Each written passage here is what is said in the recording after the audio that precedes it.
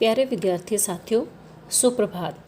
आज हम व्याकरण के अंतर्गत पाठ शब्द रचना में समास का अध्ययन करेंगे। पेज नंबर है 29।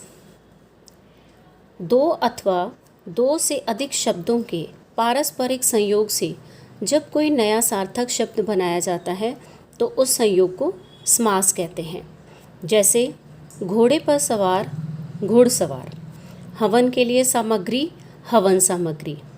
चंद्रमा के समान मुख, चंद्रमुख। भोजन और पानी, भोजन पानी। राजा का महल, राजमहल।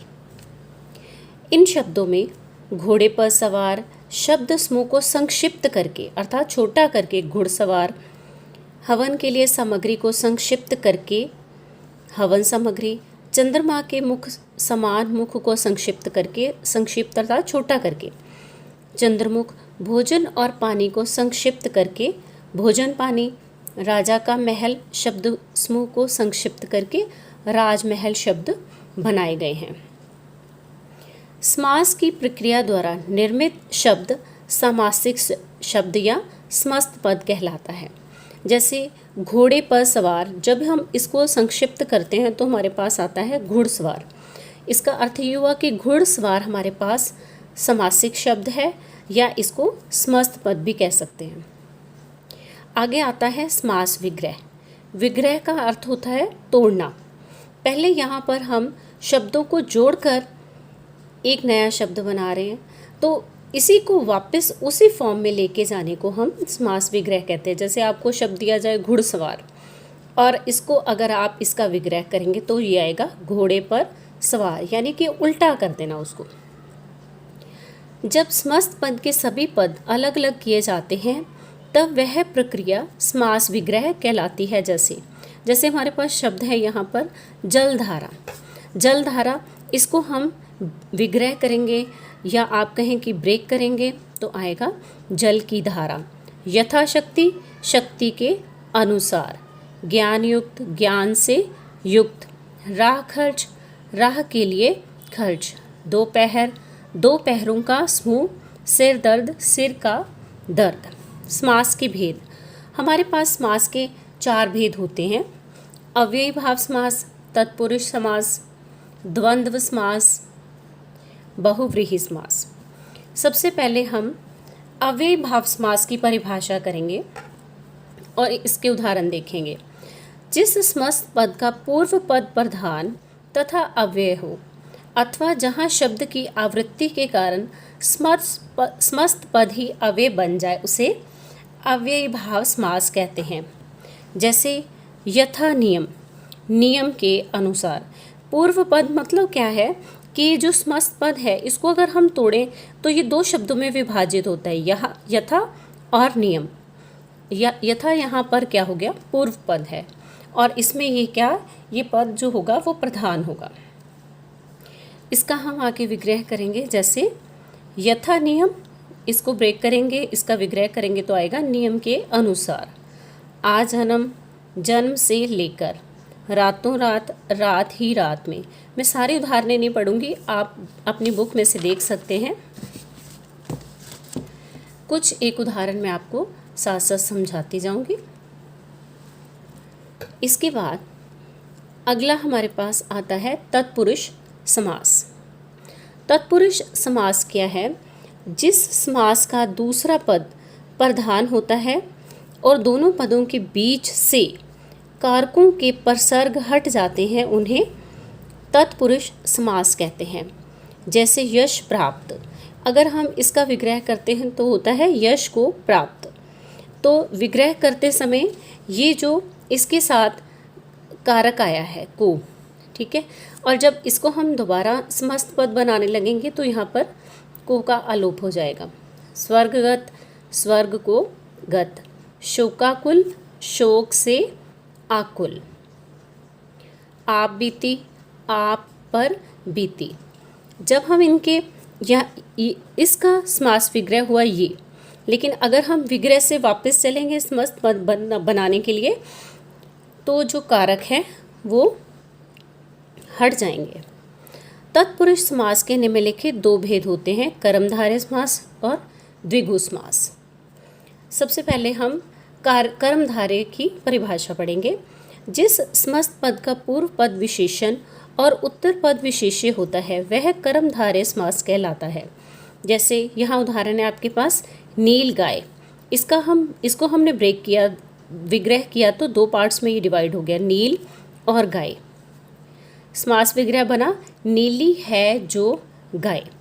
नील क्या हो गया, यहाँ पर नील हो गया विशेषण और विशेष्य इसमें क्या बनता है, गाय। किसकी विशेषता बताई गई है, गाय की।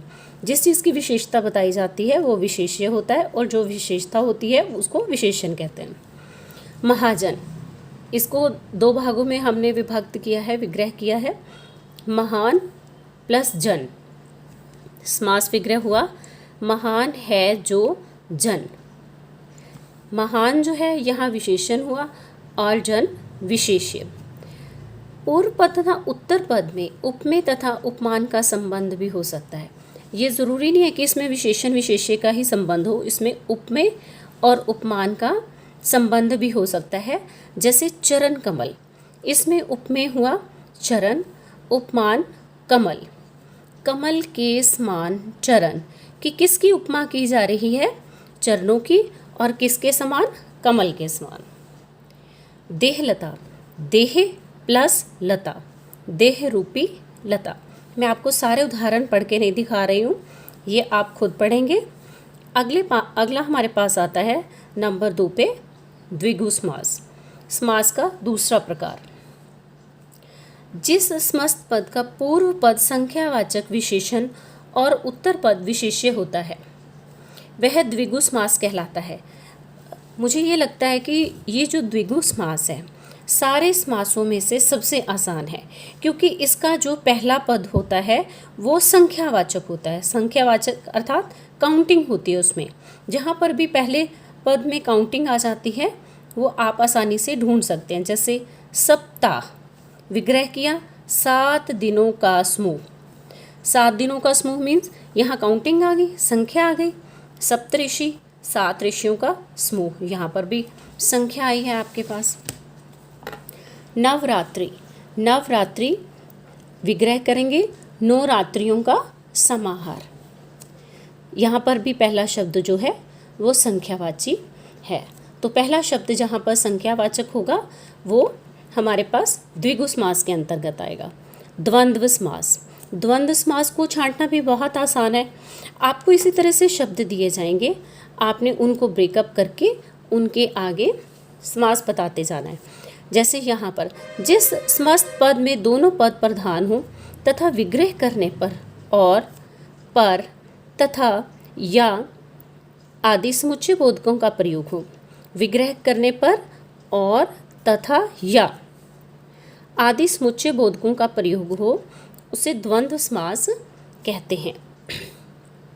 जैसे हमारे पास यहाँ समस्त पद है नर नारी, इसको हमने विग्रह किया तो बना नर और नारी। सुख दुख, सुख और दुख, पाप पुण्य, पाप या पुण्य।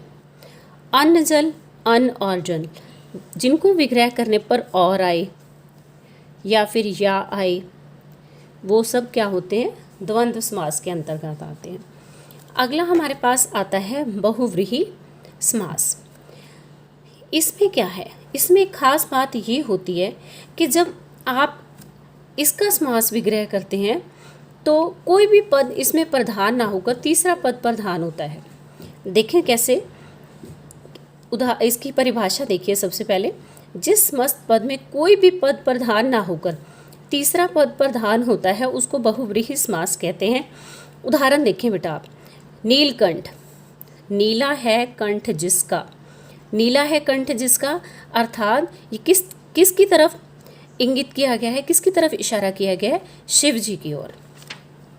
पीतांबर, पीत है अंबर जिसके, पीत होता है पीले, अंबर वस्त्र जिसके अर्थात श्री कृष्ण। ये पीतांबर जो है ये श्री कृष्ण के लिए प्रयोग किया जाता है क्योंकि वो पीले वस्त्र धारण करते हैं। तो यहाँ पर तीसरा अर्थ, तीसरा पद प्रधान हो जाता है, अर्थात जैसे इसमें श्री कृष्ण हुआ। त्रिलोचन, 3 हैं लोचन जिसके अर्थात शिव। लोचन होता है आँखें, चक्षु, नेत्र। एक दंत, एक है दांत जिसका, अर्थात गणेश। एक दांत किनका है? भगवान गणेश का। तो ये उनके लिए प्रयुक्त हुआ है। इसी तरह बाकी की उदाहरणें आप देखेंगे। आइए ज्ञान बढ़ाई में क्या है? कुछ समस्त पद ऐसे भी होते हैं जो बहुव्रीहि और कर्मधारय तथा बहुव्रीहि और द्विगु दोनों समास भेदों के रूप में पाए जाते हैं। इसके कहने का तात्पर्य ये है कि कुछ समस्त पद हमारे पास ऐसे होते हैं जो बहुव्रीहि में भी आ जाएंगे, कर्मधारय में भी आ जाएंगे। कहीं पर वो बहुव्रीहि और द्विगु समास दोनों भेदों के रूप में पाए जाते हैं। तो बच्चे जो हैं उनको समझ नहीं आता कि इसको ये बहुव्रीहि में आएंगे, कर्मधारय में आएंगे या फिर द्विगु समास में आएंगे। आपने इनका अंतर समझने के लिए क्या करना है, इनके विग्रह पर ध्यान देना ज़रूरी है आपके लिए, कि आप जिस तरह से इसको ब्रेक करेंगे, जिस तरह से आप इसका विग्रह करेंगे, उसी तरह से वो उसी समास के अंतर्गत जाएगा। जैसे हमारे पास एक यहाँ पर समस्त पद है नीलकंठ।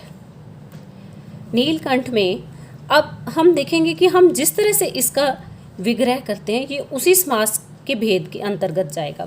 जैसे अगर हमने कहा कि नीला है जो कंठ, नीला है जो कंठ, ये किसके अंतर्गत आया? कर्मधारय के अंतर्गत। लेकिन अगर हम इसको इस तरह से लिखते हैं कि नीला है कंठ जिसका, अर्थात शिव, ये तीसरे पद की ओर इंगित करता है, इशारा करता है, तो वहाँ पर हमारे पास बहुव्रीहि समास आएगा। अगर आपको एक एग्जाम्पल से समझ नहीं लगता तो मैं आपको अन्य और एग्जाम्पल्स देती हूँ, उदाहरणें आपको देती हूँ ताकि आपको स्पष्टीकरण हो जाए। महात्मा, महान। अब देखिए इसको दो तरीक़ों से फिर हमने समास विग्रह किया है। जिस तरह से हम विग्रह करेंगे उसी तरह से ये हमारा समास के अंतर्गत आएगा। सबसे पहले हमने महात्मा को इसका विग्रह किया, महान है जो आत्मा, तो हो गया हमारा कर्मधारय समास।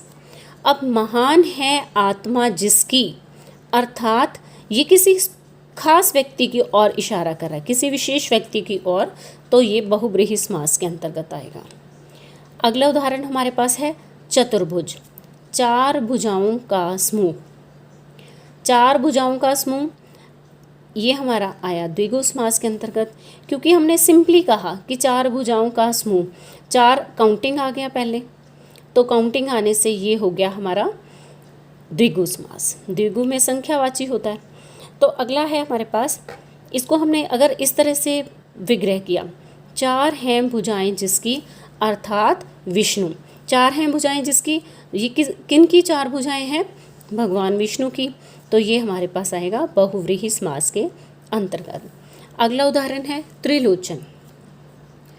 लोचन होता है आँख, तीन लोचनों का समूह। तीन लोचनों का समूह, यहाँ पर संख्या आ गई और हमने इसको सिंपली इसको ब्रेक किया तो ये हमारा द्विगु समास के अंतर्गत आ गया।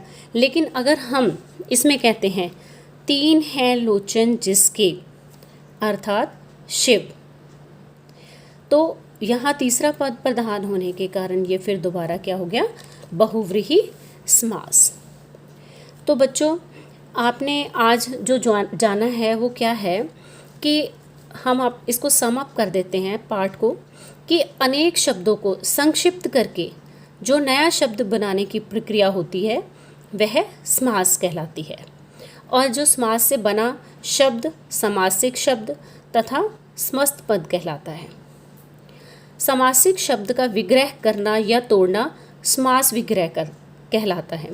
और जिस तरह से आप किसी समासिक शब्द का विग्रह करते हैं उसी पर ये निर्भर करता है कि वो कौन से समास के अंतर्गत आएगा। और सबसे पहली वाली बात वही कि समास हमारे पास चार प्रकार के होते हैं, इनके चार भेद हैं: अव्ययी भाव समास, तत्पुरुष समास, द्वंद्व समास और बहुव्रीहि समास। इस पाठ को अधिक समझने के लिए क्या करना है आपको, इसका अभ्यास कार्य आपने खुद सॉल्व करके देखना है। इससे आपको ज़्यादा जानकारी मिल जाएगी कि आपको कैसे क्वेश्चंस जो हैं वो अटेम्प्ट करने हैं।